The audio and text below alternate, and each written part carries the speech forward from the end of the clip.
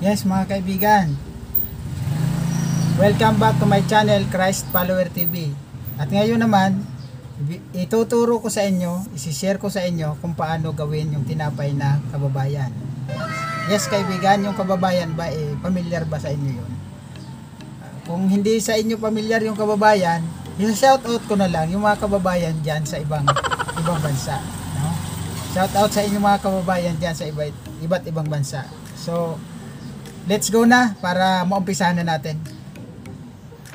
Ayan mga kaibigan, ito naman ituturo ko sa inyo kung paano tayo gumawa ng tinapay na kababayan. Yes, kayo mga kababayan, hello, shout out sa inyong lahat yan. So ito ang ating ingredients mga kaibigan ng tinapay na kababayan. Light brown sugar, no, ilalagay ko na lang sa ating description para pwede ninyong gayahin mga kaibigan. Light brown sugar, ito baking powder, itong counting ito mga kaibigan na kulay puti din is ano yan, baking soda. And then iyon naman, iyan yung skim milk, yung milk boy natin na skim milk. Yung egg nandoon na, inalo na natin doon, 3 pirasong itlog mga kaibigan para umumbok siya. And then, imimix natin yan together with flour, third class flour. Yan. And then, tapos, pagka na-mix na natin yan, plus food color na kulay egg yellow, ililipat natin siya doon sa muffin. Yun. Yan. Lilipat natin siya dyan sa muffin na yan, mga kaibigan.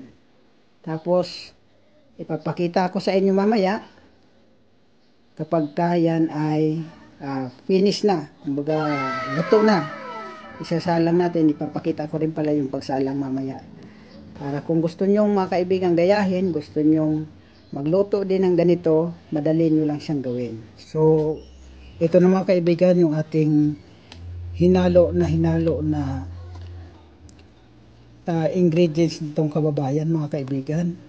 Titigilan lang natin sila sa paghalo kapag yung texture niya is ganito na siya ka lapot kaibigan. Tapos ilalagay natin siya doon sa pitsil para i-transfer naman doon sa muffin. Yan, ganito na. So ganito lang kaibigan yung pagta-transfer natin hanggang sa maubos yung dough nito. Lalagay natin sa pitsil. Tapos, ganyan lang. Yan.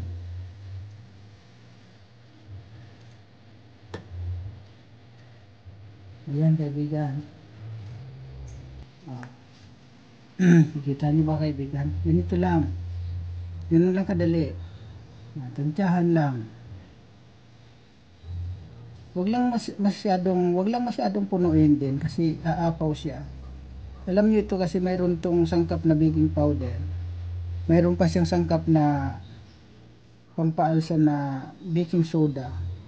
Ito ay lalaki pa, kaya kung masyado mong pinuno yan, baka umapaw dyan sa ating lanera, sa ating muffin.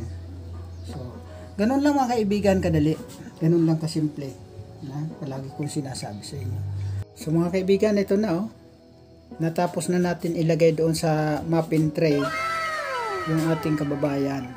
So ito, ang kinaganda sa kababayan mga kaibigan, kasi hindi mo na siya kailangang paalsahin katulad ng ibang tinapay na nilalagyan ng yeast. Kailangan mo pa siyang paalsahin para umabot siya doon sa tamang sukat niya. Pero itong kababayan, antimano, kapag nalagay mo na siya sa muffin tray, antimano, pwede mo na siyang isalang o iluto. So, ayan na siya mga kaibigan. Sinalang na natin siya sa oven. Ang init niya is 200 Celsius. Okay. Ganyan, mga 5 minutes to 10 minutes, luto na po yan. Yes mga kaibigan, ayan na yung ating kababayan. Luto na kaibigan. Ayan na. Yan na yung finished product natin. Ayan, ganun lang kadali siya gawin. Kaya mga kaibigan, maraming salamat sa inyo. Yan, ganun lang kabilis mga kaibigan. Ganun lang kadali gawin yung tinapay na kababayan. So mga kaibigan, bago ako magtapos dito sa tutorial na to patungkol sa paggagawa ng kababayan, isa-shout out ko muna yung ating mga kaibigan dyan. So umpisahan ko na kasi medyo mahaba-haba ito. Shout out pala kay Isias Halal Cooking. Shout out sa iyo kaibigan. Shout out kay ABG Vlog Lutong Pinoy. Yan, shout out sa iyo kaibigan. Ann Samar Mata, shout out po sa iyo. Kay Ariel Aresa, shout out sa iyo kaibigan. Kay Noah Iskal, shout out sa iyo. Kay Mami Jo Official, Mami Jo Official, shout out po sa iyo. Kay Mukhang Yotot, yan, Mukhang Yotot, di ko alam kung ano yung Yotot ha, basta kay Mukhang Yotot, shout out po sa iyo. Kay Janice Cortez, shout out po sa iyo. Kay Babes Marcos, shout out sa iyo, bagong bago, talagang mainit-init pa. Kay Alalay Nistoria, shout out sa iyo kaibigan. Kay My Life Backman Family, shout out sa iyo. Kay Gulay Nation, shout out sa iyo kaibigan. Kay Bisayang Igat, shout out po sa iyo. Kay Mami Lynn in Oman, shout out sa iyo kaibigan. Kay Philin Dream Life Vlog, shout out sa iyo kaibigan. Philip Mateo, shout out sa iyo. At dito naman sa kabila, yung medyo ano na to, mga pamilyar na to sa channel ko. Kay Malusia77, shout out sa iyo kaibigan. Kay Maobaning Layas Vlog, yes kaibigan, namimiss ko na yung pagbablog mo, sana makapag-vlog ka na ulit. Kay Papa Ding TV, yes Papa Ding, shout out sa iyo, ang galing mo pala magluto, nandyan din siya sa Spain. Si Mustolis Vlog, shout out sa iyo kaibigan, nasa Spain din to. Si kaibigan Yuli Salvado, yes kaibigan Yuli, shout out sa iyo. Kay Nanay sa Kusina, Nay, shout out po sa iyo Nay. Kay Kiko Puge, shout out sa iyo. Kay Paz Excel Javier, Paz, shout out sa iyo, salamat sa pagsuporta mo lagi sa akin.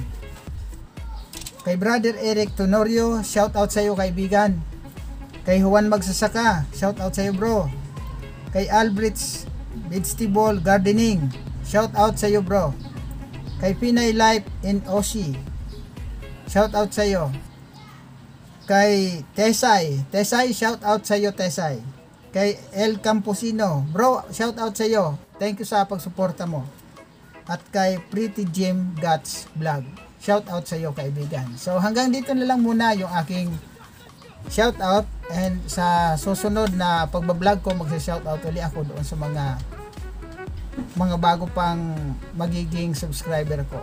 So mga kaibigan, kung na-inspired kayo sa aking pagtuturo, kung may natutunan kayo naman kahit kaunti, nakikiusap naman ako sa inyo na i-like, mag-comment, share, at siyempre i-subscribe yung aking channel para lagi kayong updated sa lahat ng videos na ipapanood ko para sa inyo. Marami pong salamat sa inyo.